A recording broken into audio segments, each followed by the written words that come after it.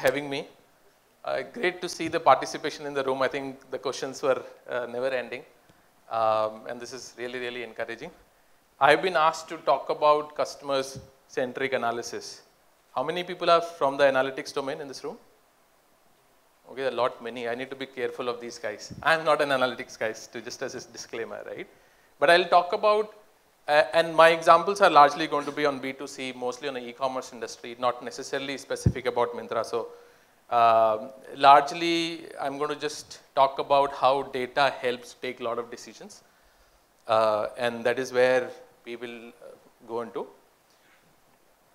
I'm sure everyone in the room agrees that, customer centricity is the key, and that we exist because of the customers, right? If you don't do the customers, make the customers happy, we don't exist. But the question is how much, right? It's not about how it is helping the business, how much it is helping the business. And then the questions on ROI that came, right? On how do you measure, is it really helping to that extent that you want to? And then what are the constraints that are there for you to go all the way out, right? Why don't you have the best of the customer-centric services? Why don't you have, Vikas talked about 4-hour response time. Can we not make it to 30 minutes, right? Obviously, there are constraints because of which we have to operate. So the first and most important part is how do you measure the impact, right? If we look at and the impact measurement is absolutely necessary. The impact could be in any of these 4 areas that I could think of, right? One, the customer has come to you, especially in a B2C space, if you look at it. He has come to do a transaction. Is it helping you to improve the conversion rate or success rate, right? I mean, I've come to any shopping, let's say Myntra. Am I converting in the same session or not, right? And are the CX policies, process, experience is good or not? Then customer has bought it, there's a post-customer, post-order service support. How are you giving a best experience so that the customer is repeating later, right? So a lot of repeat rate and repeat metrics and the overall ARPU or the lifetime CLTV kind of a thing is also a measuring metric for you to say, okay, is my CX initiatives impacting in the long term? Then there are cost savings, right? I mean, I'm sure a lot of us, B2C, there are a lot of leakages, there are customer fraud that happens, there are customer complaints that you have to make them happy even if it is not your fault. Or there is a cost of support, right? If the CX is not good, there is an incremental cost to support. How do you reduce it? And finally, if everything is working well, this is also helping a lot of positive brand communication, right? You are having a higher positive enforcement, your Google Play rating would improve, your social media positive narrations will improve. So this is all are the encompassing benefits of having CX. Obviously, the question is, in each of these, you have to measure how much, and for measurement, you will have to do certain ABs. Before I get there, let me also talk about, there are constraints also. It's not that there are benefits, right? You cannot just look at the benefits and say, let me go and build the best CX in the world, right? I'm sure all of you guys, if you sit there and say, put your hand on the heart and say, is your CX the best in the world, right? Obviously, there are areas that we have identified to improve, and that's where the challenges comes in. The first of it, cost is one of the bigger constraints, right? We talked about that every organization is, especially in this world, funding is this thing, profitability is the issue. How do you operate within that cost that you have? You can't put best of the infrastructure. There is a misuse that the customers may have, right? And they will, in India, it's very common in B2C for customers to misuse your policies. How do you prevent that, and how do you make sure the CX policy is not helping that? Scalability of your solution. A lot of solutions we have seen works well in pilot. The moment you scale it up pan-India, they break down, right? So is the solution really scalable? And then the certain solutions require a lot of effort, either from product teams or the ops teams to build it, right? Everything looks good, but it takes 2 years or 1 year of time to build it, right? And so your prioritization goes around also understanding those constraints. Finally, like razor pay, I mean, there are a lot of NPCI, RBI guidelines, tokenization, a lot of things which will also make sure that you have to do it irrespective of whether it is important for you or not. government mandates, precedes everything else. So now if you've understood the impact and constraint, obviously the next step is how do I then finalize and select set of initiatives, right, that I can go ahead and implement it. So I've just put a very, very high level framework, right? So you have to prioritize your CX initiatives. There's a lot of customer voice automatically coming to you because of customer feedback, good or bad, that customers are reaching out. You have a lot of industry peers, Indian and global. You learn the best practices there. And there are a lot of internal ideas, innovation, thoughts that the team has, right? To say, okay, we should do this, and this is a futuristic, we should spend on it even though customer is not asking for it. Put together all the ideas, shortlisted basis, do some Excel maths on what is the expected impact and challenges, constraint. Pick up few, start with A/B. I think that's the simplistic thing. You do a A/B wherever possible. In certain cases, A/B may not be possible, but you still have to have a way of measuring pre, post, and the other methods. And ultimately, wherever A/B is successful, you have to scale the pilots, right? I've made it very simplistic, but idea is you cannot just go ahead and implement everything. There has to be a method to the madness. And this is a very standard, common, no-risk method that you can apply, right? Let me take one example of a CX success metric, right? How many of you have NPS in your organization? You measure NPS, yeah? How do you improve NPS, right? What are the factors to improve NPS? First of all, where do you capture NPS? When do you ask that question, okay, do you recommend my product or services, right? So, and again, an e-commerce experience and a B2C experience, I could have an NPS when the customer is browsing the app or not just browsing, it's not even shopped. I say, how's your browsing experience? Basis your browsing experience, how would you recommend my app or a product, right? You could have it at the time of the customer has ordered it, or the time of the customer is returning the product or exchanging the product, right? So you could have NPS collected at different journeys. And hence you need to also know where are you capturing NPS, and you could have more than one NPS score. The other alternative, which I'm not talking about here, is also, we call it perfect order score, right? Every single step in the journey, the customer has no issues, a smooth transition from the order, browsing the product to placing the order to placing an exchange, getting an exchange or return and getting refund is a perfect order. Any challenges in any of the nodes is a customer pain, and then you measure customer pain metric also, right?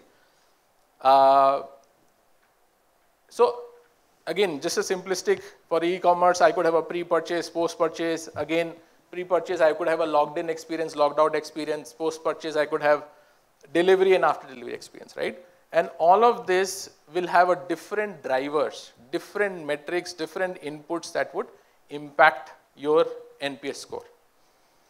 It's very, very important for us to understand what is that score, what is that input metric driving the outcome of NPS. And there could be a simple, and we call it like a NPS drivers model or factors impacting your NPS score. How do you define, how do you identify the initiatives, steps that could actually impact your outcome of NPS, right? And you can apply the same thing to NPS or a perfect order or a return pain, right? It's just the metric that you are defining.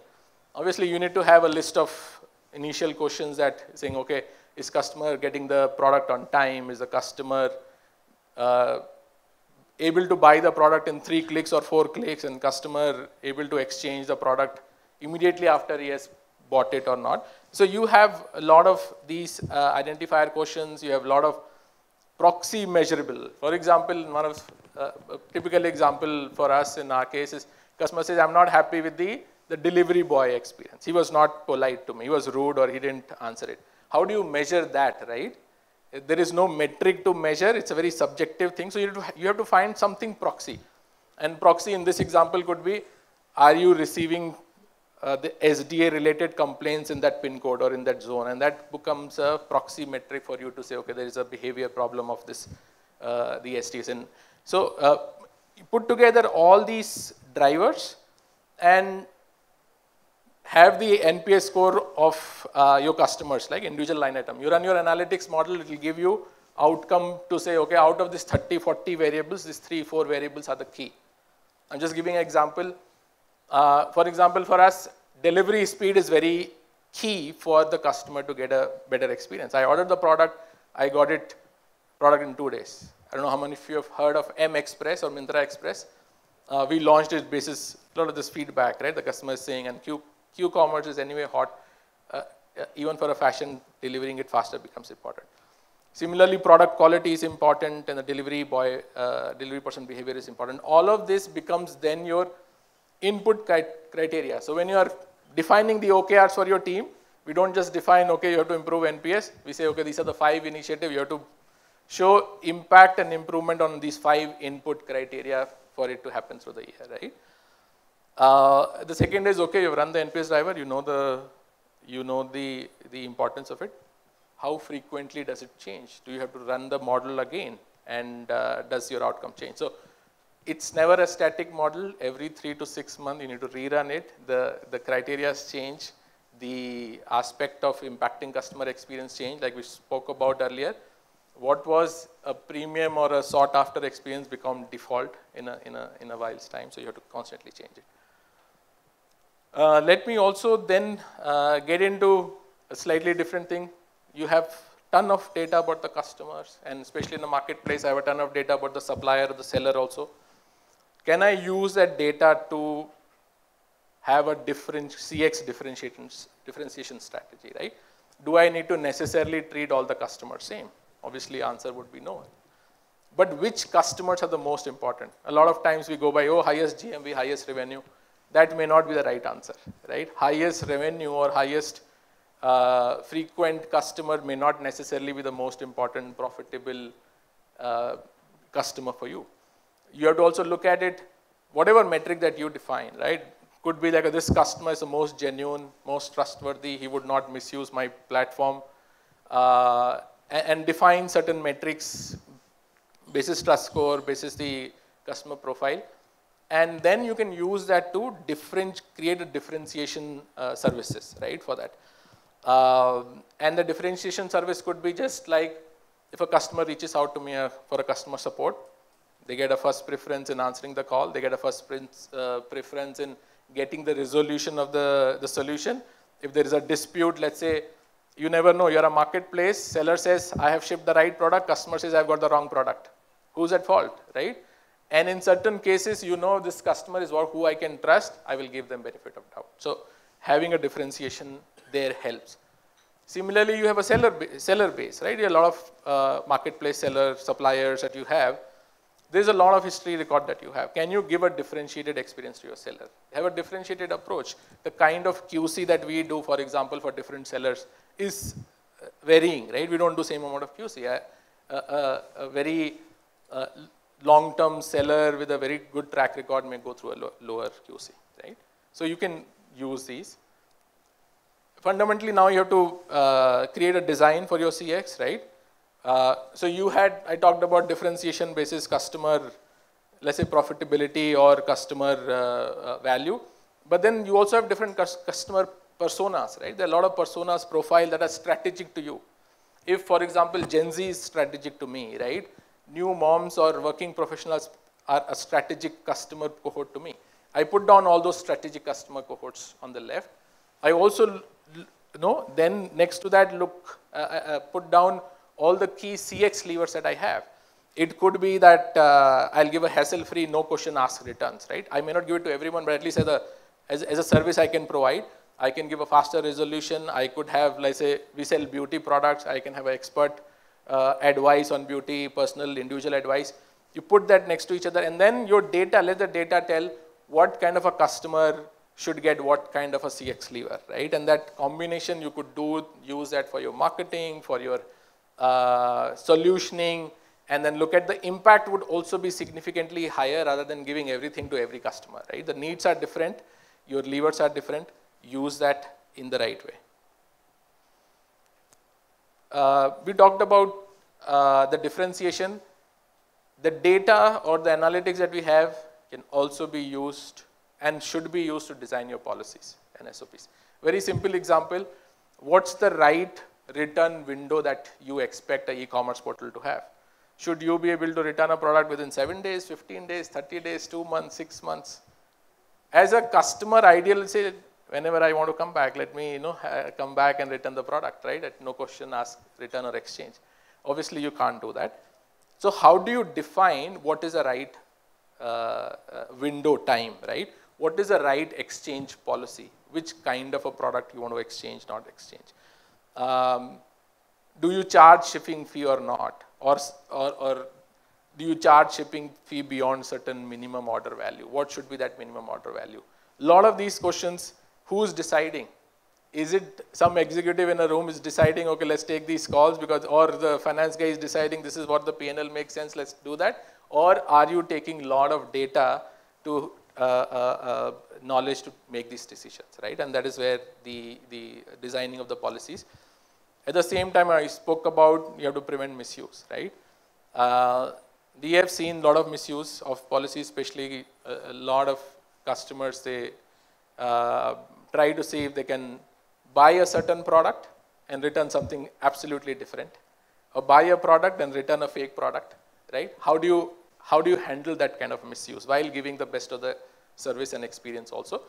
So there you could have two ways. One is deterministic signals, where you have a deterministic data, you have video footage to say, oh, I've shipped it right, and I have delivered it right. And if the customer is now sending me something else, oh, I have sent it with this barcode, scan code, and all of that, and I have a video footage that somebody has packed it right. So you could use the deterministic signals like that.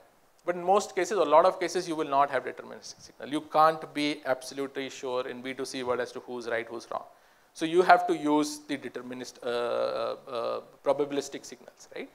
Where you look at what is the probability of this customer doing wrong versus a seller doing wrong versus, oh, in between that the product is changing 5 hands in the logistic funnel, right? From the seller sitting in one side of the India to the customer sitting on the other side of India, is changing 5 hands. Is the customer getting, the product getting misplaced or there? So use a combination of deterministic, probabilistic. Now, whenever, and the policy that we follow is whenever in doubt, customer is always right. Right? If I can't depend on deterministic, probabilistic is also, it's not giving me a right answer, then give the benefit of doubt to the customer. Yeah, so I spoke about it. And finally, I think a lot of people spoke about it already.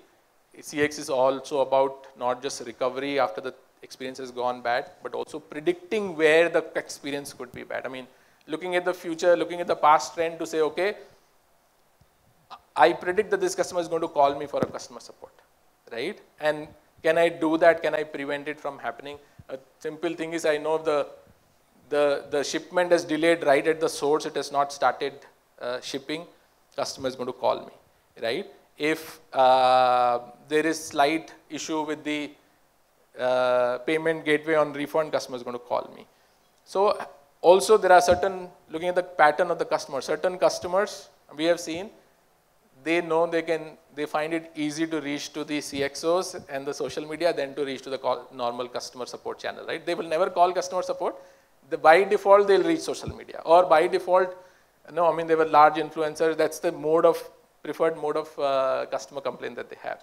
So also tap in those customers to know, okay, these are the most likelihood of the customers going to create noise. How can I handle it differently? And also finally, I mean, do you also proactively avoid this from happening? Can you have more frequent, timely, transparent status communication to them? Have a lot of reassuring messages, calls to the customer that, okay, once they've raised the issue, that, okay, somebody is looking at it, and make sure the right TATs are in place. We spoke a lot about at length about the TATs. You have the right TATs in place, right SLAs in place, SOPs in place, so that customer issues get resolved. So both from between preventing it and proactively answering it, you can largely capture the universe of customer complaints. All right, that's all I had today. I'm happy to take any questions. Thank you, Mr. Kevlani. We'll take a couple of questions and move on to the next speakers. Yeah, thanks for insightful session. Thank you. So one point from the CX, data points that we get, right? We derive that this is what the customer experiences ought to be, right? How do we translate that into a product feature, right? When it, how it passes through a business analyst and then into a UX and then into a feature. So how is this handled across? I think that is true for any other product, not just CX. It could be business product, selling product. So there is a CX team, let's say there's a customer voice team. They know, I spoke about the prioritization. You've identified that these are the one thing that I want to do, right? Which could improve the customer experience.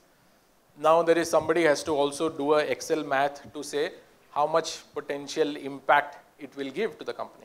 Ultimately, your priority or the CX priority is going to stack against everything else that company is putting together, right? There's a growth priority, there is a cost priority, there is a engineering, scalability priority and all of that.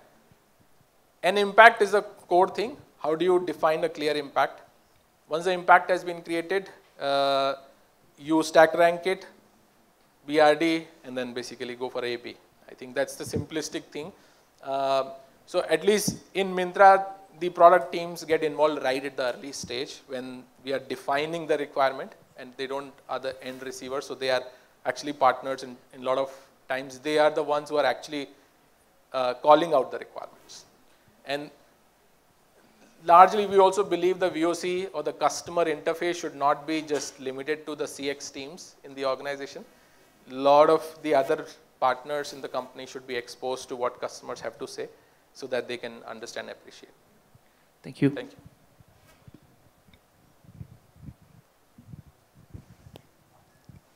So I've seen quite often that insights that come out of CX lead to incremental improvements in the overall product or roadmap.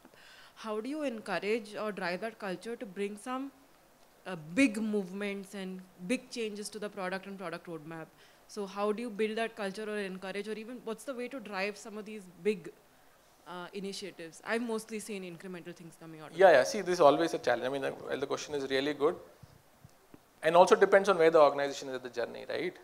The constant fight is about here and now versus futuristic. Here and now is largely going to be incremental because it is very clear that measurable that you will get this impact. And hence, it's easier to put a number and easier to convince the decision makers for prioritization. For a big, bold changes, it requires a lot of internal selling, unfortunately, right?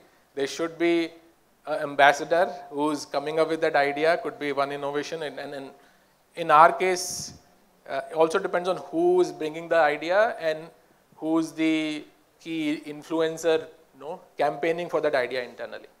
A lot of times it could be CTOs or CBOs or only then the big changes can take place. Otherwise, expecting anyone to call out for a big changes, personally, I don't think it's a good idea because then it's a chaos in the organization. Everyone saying, okay, let's do this, do that, right? So you marry it. Also, a lot of teams, I'm sure, I mean, we also have a formula in place. How much time do we allocate in the prioritization on fixing things here and now versus the time that we keep it for innovations, right? So almost X number of product bandwidth, engineering bandwidth is kept aside for building innovation which are beyond 1 year impact. But even there, a lot of prioritization needs to be there. I mean, you would have 20 innovation ideas to compete against each other. Yeah. So, sir, you talked about you talked about NPS, you talked about customer and the seller tiering, right? Which is in a way is a segments, right? But when it comes to marketplace, how do you define the loyalty? Is it the part of NPS is what you are taking, or there are some internal matrices which you are using to tear apart the loyal consumer from non-loyal one, because ultimately it's a marketplace and a person can be on multiple marketplaces at one point in time. So, So we have a loyalty program, at least Myntra has Myntra Insider. So that's our loyalty program. And the simple way to identify for loyalty is, okay, how frequently are you ordering? What's the worth of good that you're ordering, and all of that is a loyalty for you. But in a real CX word, again, and I mean, don't quote me outside this room, loyalty is not the only thing. your most loyal customer may be your most leaking customer in terms of profitability or in the cost, right? What's happening in the e-commerce world, if I can say, I mean, I'm sure a lot of B2C e-commerce companies are struggling through it. You have a easy return policy or a no questions return policy. People now buy and try. You buy it, you don't like it, you return it. So return rates in certain category would have gone down to 40, 50, 60, 70%. Your most loyal customers are, because they know they are loyal, also, they may be getting much more habitual. So you have to basically balance. Loyalty is important, you give them benefits, privileges, but then also when you're defining your CX strategy, it has to be beyond loyalty unless you define the loyalty in a very different way.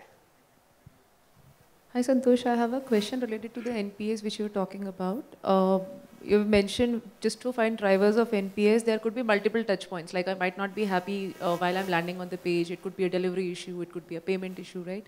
So are you collecting data at these multiple, I mean, are you creating different drivers for each of these stages or all in one? Because everybody's...